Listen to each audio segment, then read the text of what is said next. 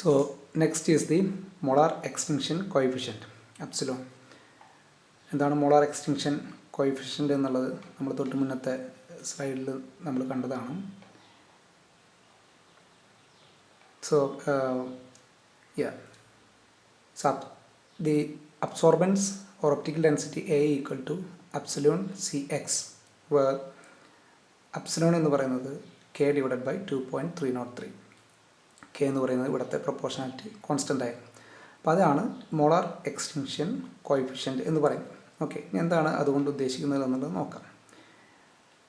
So molar extinction coefficient is A measure of how strongly a chemical species or substance absorbs light at a particular wavelength. ഒരു particular wave ലെങ്ത്തിലുള്ള റേഡിയേഷനെ ഒരു molecule എത്ര ശക്തിയായിട്ട് എത്ര strong ആയിട്ട് absorb ചെയ്യുന്നു എന്നുള്ളതിനെ സൂചിപ്പിക്കുന്ന ഒന്നാണ് മോളാർ എക്സ്റ്റിങ്ഷൻ കോഎഫിഷ്യൻ്റ് എന്ന് പറയുന്നത്. So starting from this equation, absorbents A equal to log I0/I equal to epsilon into Cx, or if I am rearranging this equation, I can write epsilon molar extinction coefficient equal to log I0/I into 1 divided by Cx. Now, suppose the concentration of the solution is 1 mole per liter. സൊല്യൂഷൻ്റെ concentration 1 mole per liter ആണെന്ന് കരുതുക. അപ്പോൾ C എന്നുള്ള എന്തായി 1 ആയി, 1 mole per liter, mole litre raise to -1. അങ്ങനെയാണെന്നുണ്ടെങ്കിൽ ഇവിടെ suppose log I0/I എന്ന് പറയുന്നത് കൂടി 1 ആണെന്ന് കരുതുക. ഈ ലോഗ് I0/I 1 ആണെന്ന് പറയുമ്പോൾ അതിൻ്റെ അർത്ഥം എന്താണ്? ലോഗ് I0/I എന്നുള്ളത് എത്രയാകണം? 10 ആകണം. അപ്പോൾ ലോഗ് 10 ഈക്വൽ ടു 1 ആണ്. അപ്പോൾ I0/I 10 എന്ന് പറയുമ്പോൾ അതെങ്ങനെ നമുക്ക് അങ്ങനെ 10 ആക്കാൻ പറ്റാം? Suppose the intensity of the transmitter light I എന്ന് പറയുന്നത് ട്രാൻസ്മിറ്റർ ലൈറ്റിൻ്റെ ഇൻറ്റൻസിറ്റിയാണ്. If that intensity is 1/10 of the incident intensity, ഒരു സാമ്പിളിലേക്ക് ഇൻസിഡൻ്റ് ആകുന്ന ഇൻറ്റൻസിറ്റിയുടെ 1/10 ആണ് ട്രാൻസ്മിറ്റ് ചെയ്യുന്ന ലൈറ്റിൻ്റെ ഇൻറ്റൻസിറ്റി എങ്കിൽ, ആഫ്റ്റർ അബ്സോർപ്ഷൻ സാമ്പിൾ അബ്സോർബ് ചെയ്തതിന് ശേഷം അതിൽ വന്ന് പതിച്ച ലൈറ്റിൻ്റെ ഇൻറ്റൻസിറ്റിയുടെ 1/10 അത് ട്രാൻസ്മിറ്റ് ചെയ്യണമെന്നുണ്ടെങ്കിൽ ഇവിടെ എന്ത് വരും? ലോഗ് I0 ഡിവൈഡഡ് ബൈ എന്താണ് I എന്ന് പറയുന്നത്? 1/10 ഓഫ് I0. അപ്പോൾ I0 divided by 1/10 of I0. അപ്പോൾ I0 ക്യാൻസൽ ചെയ്ത് പോകും. ഈ 10 എന്നുള്ളത് നേരെ മുകളിലേക്ക് കയറി വരും. അപ്പോൾ എന്ത് വരും? ലോഗ് 10 എന്തായി 1 ആയിട്ട് മാറും. അപ്പോൾ എപ്സിലോൺ എന്ന് പറയുന്നത് എന്താണ്? മോളാർ എക്സ്റ്റൻഷൻ കോഎഫിഷ്യൻ്റ് എന്താണ്? That equal to 1 divided by x മാത്രമേ. എന്താണ് എക്സ് എന്ന് പറയുന്നത്? That is the thickness of the sample. Okay, അപ്പോൾ നമ്മൾ if the concentration of the solution is 1 mole per liter, സൊല്യൂഷൻ്റെ കോൺസെൻട്രേഷൻ 1 mole per literഉം അതുപോലെ തന്നെ ഇൻസിഡൻറ്റ് റേഡിയേഷൻ്റെ ട്രാൻസ്മിറ്റഡ് റേഡിയേഷൻ്റെ ഇൻറ്റൻസിറ്റി ഇൻസിഡൻറ്റ് റേഡിയേഷൻ്റെ 1/10 ആണെന്നുണ്ടെങ്കിൽ, ആ ഒരു കണ്ടീഷനിലാണെന്നുണ്ടെങ്കിൽ, ആ ഒരു അങ്ങനെ ഒരു കണ്ടീഷനിൽ മോളാർ എക്സ്റ്റിങ്ഷൻ കോഎഫിഷ്യൻ്റ് എന്ന് പറയുന്നത് എന്താണ്? സാമ്പിൾ തിക്നെസ്സിൻ്റെ റെസിപ്രോക്കലാണ് 1/x. Okay, so molar extinction coefficient is nothing but the reciprocal of the sample thickness for a 1 molar solution where the intensity of the transmitted light is the 1/10 of the intensity of the incident light. അതാണ് എന്തെന്ന് പറയുന്നത് molar extinction coefficient എന്നതുകൊണ്ട് ഉദ്ദേശിക്കുന്നത്. ഇനി അതിൻ്റെ unit എന്തായിരിക്കും? Unit എന്ന് പറയുന്നത് 1 ഡിവൈഡ് ബൈ Cx. സി എന്ന് പറയുന്നത് concentration unit mole litre raise to -1 ആണ്. പക്ഷേ അത് 1 ഡിവൈഡ് ബൈ ഡിനോമിനേറ്ററിലാണ്. അപ്പോൾ അത് നേരെ തിരിഞ്ഞു വരും. അപ്പോൾ ഇത് വരും മോൾ റൈസ് ടു -1 ലിറ്റർ. പിന്നെ തിക്നെസ് നമ്മൾ സെൻറ്റിമീറ്ററിലാണ് സാധാരണ സൂചിപ്പിക്കുന്നത്.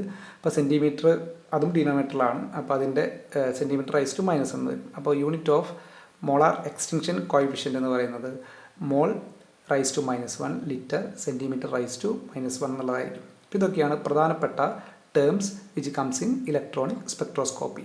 Lambda max, absorbance, transmittance, molar extinction coefficient. Okay, now എങ്ങനെയാണ് ഒരു വസ്തുവിന് കളർ കിട്ടുന്നത്? നമ്മൾ മുന്നേ പഠിച്ചിട്ടുള്ളതാണ്.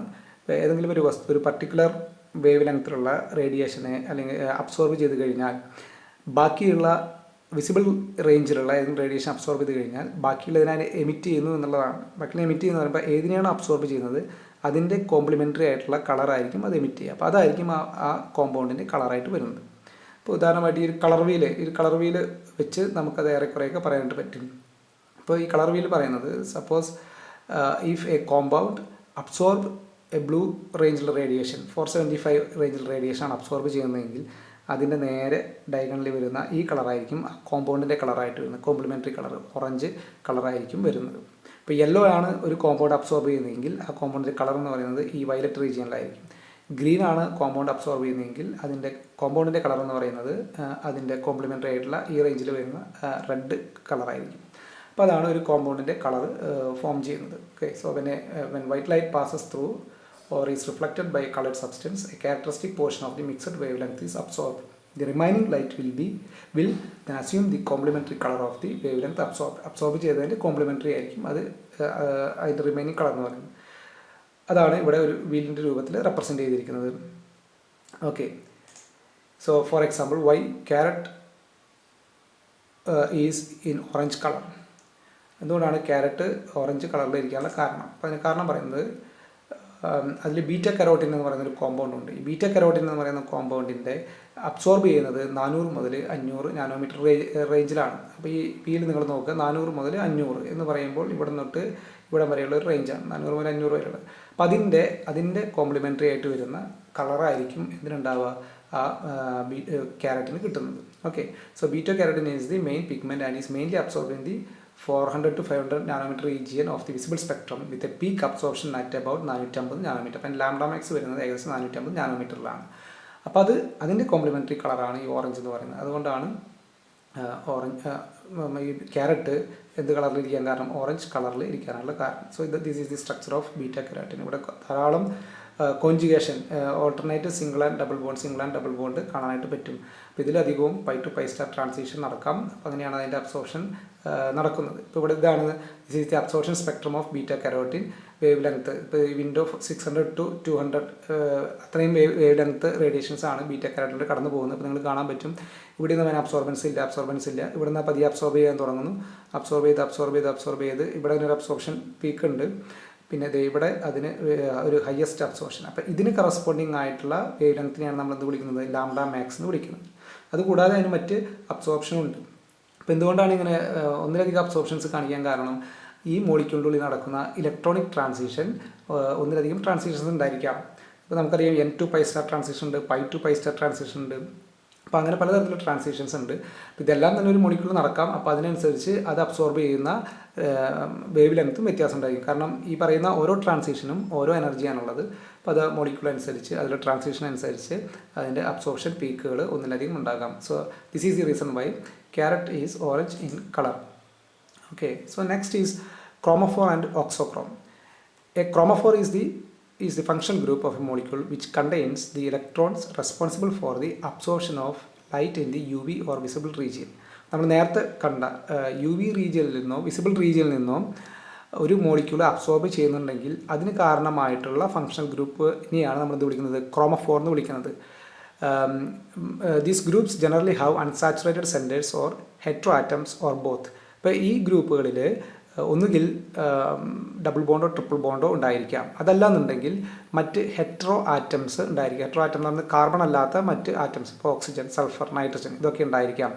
അപ്പോൾ എന്തുകൊണ്ടാണ് ഇത് അബ്സോർബ് ചെയ്യാൻ കാരണം? Because they exhibit either N2 sigma star transition, pi to pi star transition, or N2 pi star transition, pi to pi star transition, N2 sigma star. നമ്മൾ നേരത്തെ കണ്ട പ്രധാനപ്പെട്ട 3 ട്രാൻസിഷൻസ് എല്ലാം ഇതിൽ നടക്കാം. അപ്പോൾ അതുകൊണ്ടാണ് ഇത് അബ്സോർബ് ചെയ്യാൻ കാരണം. For example carbon double bond, that is a chromophore. അതൊരു ക്രോമഫോർ ആണ്.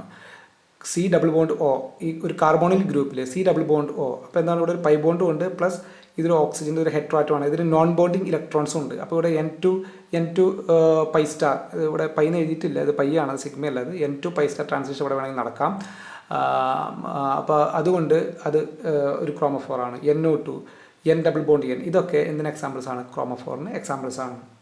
The other one is auxochrome. Auxochrome എന്ന് പറയുന്നത്, auxochrome is a functional group that does not show selective absorption above 200 nanometre on its own. ഓക്സോക്രോമിന് അതിനാൽ തന്നെ എന്തില്ല? Absorption ഇല്ല. എത്രയിൽ? 200 നാനോമീറ്ററിന് മുകളിൽ, നമ്മൾ നേരത്തെ പറഞ്ഞ റേഞ്ചിൽ അതിന് അബ്സോർപ്ഷൻ ഇല്ല. പക്ഷേ what it will do, it can help a chromophore to absorb to a longer wave length.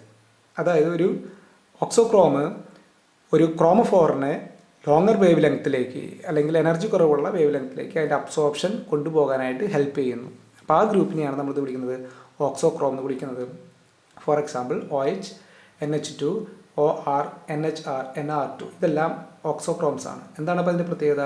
They cannot absorb by themselves. അതിന് ഇത് ഒറ്റയ്ക്ക് നിൽക്കുമ്പോൾ അതിന് എന്ത് ചെയ്യാൻ പറ്റില്ല, ഇവിടെ കണ്ട പോലെയുള്ള അബ്സോർപ്ഷൻ നടത്താനായിട്ട് പറ്റില്ല. പക്ഷേ ഇവിടെയുള്ള ക്രോമോഫോറിൻ്റെ കൂടെ ഈ പറയുന്ന ഗ്രൂപ്പുകൾ ഉണ്ടെങ്കിൽ ഈ ക്രോമോഫോറിൻ്റെ അബ്സോർപ്ഷനെ അത് ലോങ്ങർ വേവ് ലെങ്ത് റീജിയനിലേക്ക് ഷിഫ്റ്റ് ചെയ്യിക്കും, അല്ലെങ്കിൽ അതിന് ഹെൽപ്പ് ചെയ്യിക്കും. അപ്പോൾ അതിനാണ് നമ്മൾ വിളിക്കുന്നത് ഓക്സോക്രോം എന്ന് വിളിക്കുന്നത്. സോ ഫോർ എക്സാമ്പിൾ ഇത് ആസോബെൻസീൻ. ഇത് ആസോബെൻസീൻ എന്ന് പറയുന്നത് ഇതൊരു യെല്ലോ ഡൈ ആണ് ആസോബെൻസീൻ. കാരണം ഇതൊരു ക്രോമോഫോറാണ്, നമ്മളിവിടെ കണ്ടു N ഡബിൾ ബോണ്ട് എന്ന് പറയുന്നത് ക്രോമോഫോറാണ്. Okay, so that is yellow dye. അപ്പോൾ അതിൻ്റെ colour azobenzene yellow dye. Whereas para amino azobenzene is a bright orange powder. ഈ പാരാ അമിനോ അസോബെൻസീൻ എന്ന് പറയുന്നത് ഒരു ബ്രൈറ്റ് ഓറഞ്ച് പൗഡറാണ്. കാരണം അപ്പോൾ അവിടെ NH2 എന്ന് പറയുന്ന എന്ത് വന്നിട്ടുണ്ട്, NH2 എന്ന് പറയുന്ന ഒരു ഓക്സോക്രോം അവിടെ വന്നിട്ടുണ്ട്. അപ്പോൾ ആ ഓക്സോക്രോമിൻ്റെ പ്രസൻസ് കൊണ്ട് ഈ പറയുന്ന ക്രോമോഫോറിൻ്റെ അബ്സോർഷനെ അത് ലോങ്ങർ വേവ് ലെങ്ത്തിലേക്ക് എന്ത് ചെയ്യുന്നു, ഷിഫ്റ്റ് ചെയ്യിക്കുന്നു. അപ്പോൾ അതുകൊണ്ട് അതിൻ്റെ കളറ് വ്യത്യാസം വരുന്നു. ഓക്കെ, അതാണ് അപ്പോൾ ഓക്സോക്രോമും അതുപോലെ തന്നെ ക്രോമോഫോർ എന്ന് പറയുന്നത്. So here N double bond N is a chromophore and NH2 is an oxochrome. Now next is shifts in absorption maxima and intensity. അതായത് ഒരു മോളിക്യൂള് ഒരു സൊല്യൂഷൻ സ്റ്റേറ്റിൽ ഒരു പർട്ടിക്കുലർ UV റേഞ്ചിലോ അല്ലെങ്കിൽ വിസിബിൾ റേഞ്ചിലോ ഉള്ള ഒരു റേഡിയേഷൻ അബ്സോർബ് ചെയ്താൽ അതിന് ഇലക്ട്രോണിക് ട്രാൻസിഷൻ നടക്കാമെന്ന് പറഞ്ഞു. അപ്പോൾ ഇത് ഏത് വേവ് ലെങ്ത്താണ് അബ്സോർബ് ചെയ്യുന്നത്, അല്ലെങ്കിൽ എത്രത്തോളം അത് അബ്സോർബ് ചെയ്യും, ഇതെല്ലാം പല ഫാക്ടേഴ്സും ഡിപ്പെൻഡ് ചെയ്യും. ഫോർ എക്സാമ്പിൾ നമ്മളിതിനെ സൊല്യൂഷൻ ഉണ്ടാക്കാനായിട്ട് ഏത് സോൾവെൻറ്റിലാണ് നമ്മൾ എടുക്കുന്നത്, സോൾവെൻറ്റ് എഫക്റ്റ് വരാം, pH ഡിപ്പെൻഡ് ചെയ്യും, അതുപോലെയുള്ള മറ്റ് ഫാക്ടേഴ്സ് ഇതിനെ ഡിപ്പെൻഡ് ചെയ്യും. അപ്പം അങ്ങനെ വരുമ്പോൾ ഒരു മോളിക്യൂൾ തന്നെ കണ്ടീഷൻ മാറുന്നതനുസരിച്ച് അതിൻ്റെ അബ്സോർബ് ചെയ്യുന്ന വേവ് ലെങ്ത്തിലും അബ്സോർബ് ചെയ്യുന്ന ഇൻറ്റൻസിറ്റിയിലും വ്യത്യാസം കാണിക്കാം. അപ്പോൾ ആ ഷിഫ്റ്റ് എന്തൊക്കെയാണ്, അതിനോരോ പേര് വിളിക്കും. ആ ഷിഫ്റ്റ് എന്തൊക്കെയാണെന്നാണ് നമ്മൾ കാണാൻ പോകുന്നത്. Suppose lambda max is shifting to longer wavelength region. ഇപ്പോൾ ഇത് ഒരു മോളിക്യൂളിൻ്റെ ഒരു അബ്സോർപ്ഷൻ പീക്കാണെന്ന് കരുതാം. ഓക്കെ, സോ സപ്പോസ് ഈ അബ്സോർപ്ഷൻ ലാംഡ മാക്സ്, ഇപ്പോൾ ഇവിടെ വരുന്ന lambda max longer wavelength റീജിയനിലേക്ക് ഷിഫ്റ്റ് ചെയ്യുന്നു. ഇവിടെ ലോങ്ങർ വേവ് ലെങ്ത് എന്ന് പറയുന്നത് ഇത് 200 to 700, ഇതാണ് ലോങ്ങർ വേവ് ലെങ്ത്. ഇങ്ങോട്ടേക്ക് ഷിഫ്റ്റ് ചെയ്യുകയാണെങ്കിൽ, ഇപ്പോൾ ലോങ്ങർ വേവ് ലെങ്ത്തിലേക്ക് ഷിഫ്റ്റ് ചെയ്യുക എന്ന് പറഞ്ഞു കഴിഞ്ഞാൽ ലെസ്സർ എനർജിയുള്ള റേഡിയേഷൻ ആ ഭാഗത്തേക്ക് ലാംഡ മാക്സ് അങ്ങോട്ടേക്ക് ഷിഫ്റ്റ് ചെയ്യുന്നു. അങ്ങനെയാണ് ഷിഫ്റ്റ് ചെയ്യുന്നതെങ്കിൽ നമ്മൾ അതിനെ വിളിക്കുന്ന പേര് ബാത്തോക്രോമിക് ഷിഫ്റ്റ് ഓർ റെഡ് ഷിഫ്റ്റ് എന്നാണ് വിളിക്കുക. കാരണം റെഡ് എന്ന് വിളിക്കുക, കാരണം റെഡിനാണല്ലോ വേവ് ലെങ്ത് കൂടുതൽ അല്ലെങ്കിൽ എനർജി കുറവ്. അപ്പോൾ വേവ് ലെങ്ത് കൂടുതലുള്ള റീജിയനിലേക്ക് ഷിഫ്റ്റ് ചെയ്യുന്നു എന്ന അർത്ഥത്തിലാണ് നമ്മൾ റെഡ് ഷിഫ്റ്റ് എന്ന് വിളിക്കുന്നത്. So if lambda max is shifting to a longer wavelength region, that shift is known as bathochromic or red shift. For example, benzene lambda max 255 nanometre ആണ്. എന്നാൽ അനിലിൻ്റെ lambda max വരുന്നത് NH2 group വരുമ്പോൾ അതിൻ്റെ lambda max പറയുന്നത് 280 nanometre. അപ്പോൾ 255 നാനോമീറ്ററിൽ നിന്നും 280യിലേക്ക് longer wave ലെങ്ത്തിലേക്ക് NH2 group അതിനെ absorb ചെയ്യാൻ ഹെൽപ്പ് ചെയ്തു. ഷിഫ്റ്റ് എന്നാണ്. അപ്പോൾ ഈ ഷിഫ്റ്റ് ബാത്തോക്രോമിക് ഷിഫ്റ്റാണ്. ഇതിൻ്റെ ഓപ്പോസിറ്റ്, അതായത് ഈ lambda max shift shorter wavelength അല്ലെങ്കിൽ ഹൈ എനർജി റീജിയനിലേക്കാണ് ഷിഫ്റ്റ് ചെയ്യുന്നതെങ്കിൽ നമ്മളതിനെ ഹിപ്സോക്രോമിക് ഷിഫ്റ്റ് എന്നോ അല്ലെങ്കിൽ ബ്ലൂ ഷിഫ്റ്റ് എന്നോ വിളിക്കും. ഫോർ എക്സാമ്പിൾ ഇത് C6H5NH2 അനിലിൻ, അതിൻ്റെ ലാംഡ മാക്സ് ഇവിടെ നമ്മൾ കണ്ടു 280 നാനോമീറ്റർ ആണെങ്കിൽ അത് പ്രോട്ടണേറ്റ് ചെയ്ത് കഴിഞ്ഞാൽ കിട്ടുന്നത്, അപ്പോൾ അതിൽ കെമിക്കൽ ചേഞ്ചസ് മൂലം അതിൻ്റെ അബ്സോർബൻസ് ഒരു ലോങ്ങർ ഷോർട്ടർ വേവ് ലെങ്ത്തുള്ള അല്ലെങ്കിൽ ഹയർ എനർജിയുള്ള 254 നാനോമീറ്റർ റേഞ്ചിലേക്ക് അതിന് ഷിഫ്റ്റ് ചെയ്തു. അപ്പോൾ ഇതാണ് ബ്ലൂ ഷിഫ്റ്റ് എന്ന് വിളിക്കുന്നത്. ഇനി അടുത്തൊരു ഷിഫ്റ്റ് വരാവുന്നത് എത്ര അബ്സോർബ് ചെയ്തു എന്നുള്ളത്, ഇൻറ്റൻസിറ്റിയിൽ വരുന്ന ഷിഫ്റ്റാണ്, എത്ര അബ്സോർബ് ചെയ്തു എന്നുള്ളത്. അപ്പോൾ അത് രണ്ട് ടൈപ്പാണുള്ളത്. So here this is the molar extension coefficient. So that molar extension coefficient അതിൻ്റെ shift to a greater absorbance, അത് കൂടുകയാണെങ്കിൽ മുകളിലേക്ക് അതിൻ്റെ ഇൻറ്റൻസിറ്റി ഇത് കൂടുകയാണെങ്കിൽ അപ്സിലോൺ ഇത് കൂടുകയാണെങ്കിൽ അതിനെ ഹൈപ്പർ ക്രോമിക് ഷിഫ്റ്റ് എന്നും, അത് ആ അബ്സോർബൻസ് കുറയുക, അതിൻ്റെ മോളാർ എക്സ്റ്റൻഷൻ കോഎഫിഷ്യൻ്റെ വാല്യൂ കുറയുകയാണെങ്കിൽ അതിനെ എന്തെന്ന് വിളിക്കുന്നു, ഹിപ്പോക്രോമിക് ഷിഫ്റ്റ് എന്ന് വിളിക്കുന്നു.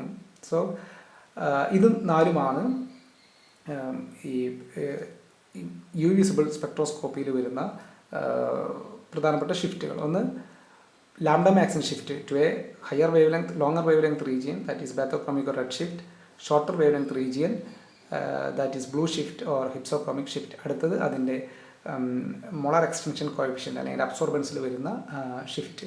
Okay, so applications of electronic spectroscopy, അത് ഓർഗാനിക് കെമിസ്ട്രിയിൽ ഐഡൻറ്റിഫിക്കേഷൻ ഓഫ് കോമ്പൗണ്ട്സിൻ്റെ ഐഡൻറ്റിഫിക്കേഷനിൽ മറ്റ് അനാലിസിസ് ടെക്നിക്സുമായി ചേർത്ത് U V visible spectroscopy use ചെയ്യാറുണ്ട്. മറ്റ് NMR, FTIR അതുപോലെയുള്ള മറ്റ് ടെക്നിക്കിൻ്റെ കൂടെ ഇതിൻ്റെ യു വിസിബിൾ സ്പെക്ട്രോസ്കോപ്പി അതിലുള്ള റിസൾട്ടും യൂസ് ചെയ്തിട്ട് ഓർഗാനിക് കോമ്പൗണ്ട്സിൻ്റെ ഐഡൻറ്റിഫിക്കേഷൻ യൂസ് ചെയ്യാം. ഡിറ്റക്ഷൻ ഓഫ് ഫങ്ഷണൽ ഗ്രൂപ്പ്, ഒരു ഓർഗാനിക് കോമ്പൗണ്ടിലെ ഫങ്ഷണൽ ഗ്രൂപ്പിൻ്റെ പ്രസൻസ് ഇതുപയോഗിച്ച് കണ്ടുപിടിക്കാനായിട്ട് പറ്റും. പിന്നെ identification of geometric isomers, trans cis ഐസോമേഴ്സിൽ സാധാരണഗതിയിൽ ട്രാൻസ് ഐസോമേഴ്സിന് അബ്സോർബൻസ് ഹയർ ലാംഡ മാക്സ് വരാറുണ്ട് ഏതിനെ കമ്പയർ ടു സിസ് ഐസോമേഴ്സിന്. പിന്നെ study of conjugation, alternate single bond and double bond, അതിനെപ്പറ്റി പഠിക്കുന്നതിന് വേണ്ടിയിട്ട് നമുക്കിത് യൂസ് ചെയ്യാം. കാരണം presence of conjugation shift lambda max to higher wavelength values, അതിൻ്റെ ഹയർ വേവ് ലെങ്ത് വാല്യൂസിലേക്ക് ഷിഫ്റ്റ് നടത്തും അല്ലെങ്കിൽ റെഡ് ഷിഫ്റ്റ് നടത്താൻ സാധ്യതയുണ്ട്. ഈവൻ ഇനോർഗാനിക് കെമിസ്ട്രിയിലും യു വി വിസിബിൾ സ്പെക്ട്രോസ്കോപ്പിക്ക് സ്കോപ്പ് ഉണ്ട്. അതിൽ ഇനോർഗാനിക് കെമിസ്ട്രിയിൽ കളർ തരുന്ന ഒരു പ്രധാനപ്പെട്ട ട്രാൻസിഷനാണ് DD ട്രാൻസിഷൻ, ഇലക്ട്രോൺസിൻ്റെ D ഓർബിറ്റൽസുള്ള transition, especially octahedral and tetrahedral coordination complexes. അപ്പോൾ അത് നമുക്ക് ഉപയോഗിച്ച് സ്റ്റഡി ചെയ്യാം. പിന്നെ അടുത്തൊരു മെക്കാനിസമാണ് charge transfer complexes, metal to ligand, ligand to metal charge transfer complexes. അപ്പോൾ ഇതിൻ്റെയൊക്കെ സ്റ്റഡീസിൽ നമുക്ക് U V visible spectroscopy use ചെയ്യാനായിട്ട് പറ്റും. So the last point is ഈ യു വിസിബിൾ സ്പെക്ട്രോഫോട്ടോമീറ്റർ അല്ലെങ്കിൽ യു വിസിബിൾ സ്പെക്ട്രോസ്കോപ്പി ഉപയോഗിച്ച് നമുക്ക് ക്വാണ്ടിറ്റേറ്റീവ് അനാലിസിസ് നടത്താനായിട്ട് പറ്റും. ഒരു മോളിക്യൂള് അതിൻ്റെ എത്ര കോൺസെൻട്രേഷൻ ഉണ്ട് എന്നുള്ളത് മനസ്സിലാക്കാനായിട്ട് പറ്റും. അപ്പോൾ അതെങ്ങനെയാണ് ചെയ്യുന്നതെന്ന് വെച്ച് കഴിഞ്ഞാൽ അത് അക്കോർഡിംഗ് ടു ബിയർ ലാംബർട്ടിൻ്റെ ബേസ് ചെയ്താണ് ഈ ഇൻസ്ട്രുമെൻറ്റ് വർക്ക് ചെയ്യുന്നത്. അപ്പോൾ നമുക്കിപ്പോൾ ഒരു കോമ്പൗണ്ടിൻ്റെ ഒരു സൊല്യൂഷൻ നമ്മുടെ കയ്യിലുണ്ട്. അപ്പോൾ ഈ സൊല്യൂഷനിൽ ആ കോമ്പൗണ്ട് എത്രയുണ്ട് അല്ലെങ്കിൽ കോമ്പൗണ്ടിൻ്റെ കോൺസെൻട്രേഷൻ എത്രയാണ് അറിയണമെന്ന് കരുതുക. അപ്പോൾ അതൊരു അൺനോൺ കോൺസെൻട്രേഷൻ ആണ് എന്ന് കരുതുക. അപ്പോൾ നമ്മൾ എന്ത് ചെയ്യുന്നത് വെച്ച് കഴിഞ്ഞാൽ ആദ്യം ആ കോമ്പൗണ്ടിൻ്റെ തന്നെ നോൺ കോൺസെൻട്രേഷൻസ് പലതും ഉണ്ടാക്കും. ഫോർ എക്സാമ്പിൾ, ഇപ്പോൾ ഇവിടെ ഒരു ഗ്രാഫ് നോക്കുക. ഇപ്പോൾ ഒരു പർട്ടിക്കുലർ കോമ്പൗണ്ട്, ആ കോമ്പൗണ്ടിൻ്റെ കോൺസെൻട്രേഷൻ നമ്മൾ 1, 2, 3, 4, 5 different concentration varying from 0 to 30 micromolar റേഞ്ചിലുള്ള 5 കോൺസെൻട്രേഷൻ നമ്മൾ ഉണ്ടാക്കി. എന്നിട്ട് അതിൻ്റെ എന്ത് കണ്ടുപിടിച്ചു? അതിൻ്റെ അബ്സോർബൻസ് നമ്മൾ കണ്ടുപിടിച്ചു. യു വിസിബിൾ സ്പെക്ട്രോഫോട്ടോമീറ്റർ ഉപയോഗിച്ചിട്ട് അതിൻ്റെ അബ്സോർബൻസ് നമ്മൾ കണ്ടുപിടിച്ചു. Then we are plotting a graph between concentration of that compound and absorbance. അപ്പോൾ നമുക്കറിയാം കോൺസെൻട്രേഷൻ കൂടുന്തോറും അബ്സോർബൻസ് കൂടും. അപ്പോൾ അങ്ങനെ നമുക്കൊരു സ്ട്രേറ്റ് ലൈൻ നോർമൽ നമുക്ക് കിട്ടും. ഓക്കെ, ഇനി നമ്മുടെ കയ്യിലുള്ള അൺനോൺ സൊല്യൂഷൻ എടുത്തിട്ട് അതിൻ്റെ അബ്സോർബൻസ് നമ്മൾ കണ്ടുപിടിച്ചു. അപ്പോൾ അതിൻ്റെ അബ്സോർബൻസ് കണ്ടുപിടിച്ചിട്ട് അത് ഈ ലൈനിൽ എവിടെയാണ് വരുന്നത് എന്നുള്ളത് നമ്മൾ നോക്കി. ഫോർ എക്സാമ്പിൾ, ഇപ്പോൾ ഈ കേസിൽ ഇവർ പറയുന്നത് അവർക്ക് കിട്ടിയ അവരുടെ കയ്യിലുള്ള അൺനോൺ കോൺസെൻട്രേഷൻ വരുന്ന അതിൻ്റെ അബ്സോർബൻസ്, ആ സൊല്യൂഷൻ അബ്സോർബൻസ് വരുന്നത് ഏകദേശം ഇവിടെയാണ്.